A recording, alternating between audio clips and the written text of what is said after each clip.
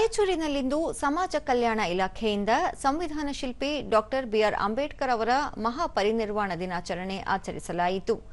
ಈ ವೇಳೆ ಶಾಸಕ ಬಸವನಗೌಡ ದದ್ದಲ್, ಜಿಲ್ಲಾಧಿಕಾರಿ ನಿತೀಶ್ ಕೆ, ಜಿಲ್ಲಾ ಪೊಲೀಸ್ ವರಿಷ್ಠಾಧಿಕಾರಿ ಎಂ ಪುಟ್ಟಮಾದಯ್ಯ, ಮಹಾನಗರ ಪಾಲಿಕೆ ಆಯುಕ್ತ ಜುಬಿನ್ ಮೊಹಾಪಾತ್ರ ಮತ್ತು ದಲಿತ ಸಂಘಟನೆಯ ಮುಖಂಡರು ಉಪಸ್ಥಿತರಿದ್ದರು.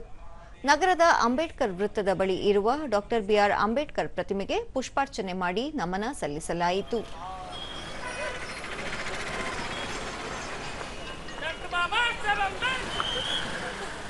ಒಳ್ಳೆಯ ಸೇವೆಯನ್ನು ಸಲ್ಲಿಸಿ ದೂರದರ್ಶನದೊಂದಿಗೆ ಭಂತೇಜಿ ಧಮ್ಮದೀಪ್, ಬಾಬಾ ಸಾಹೇಬ್ ಅಂಬೇಡ್ಕರ್ ಈ ದೇಶಕ್ಕೆ ಸಂವಿಧಾನ ರಚಿಸಿ ಕೊಡುಗೆಯನ್ನು ಸಲ್ಲಿಸಿದ್ದಾರೆ. ದೀನದಲಿತರು, ಬಡವರು ಮತ್ತು ಶ್ರಮಿಕರು ಈ ದೇಶದ ಆಡಳಿತ ನಡೆಸುವಂತಾಗಿದೆ ಎಂದರು. ಕೊಟ್ಟಿದ್ದಾರೆ. ಆ ಸಂವಿಧಾನದ ನಿಟ್ಟಿನಲ್ಲಿ ಎಲ್ಲ ಜನರು ಒಟ್ಟಿಗಾಗಿ ಸೇರಿ ಭಾರತದ ಈ ದೇಶದ ಏಳಿಗೆಗೆ, ಇದರ ಶ್ರೇಯಸ್ಸಿಗೆ, ಇದರ ಒಕ್ಕೂಟಿಗೆ ಹಾಗೂ ಇದರ ಅಭಿವೃದ್ಧಿಗೆ ಎಲ್ಲರೂ ಶ್ರಮಿಸಬೇಕು.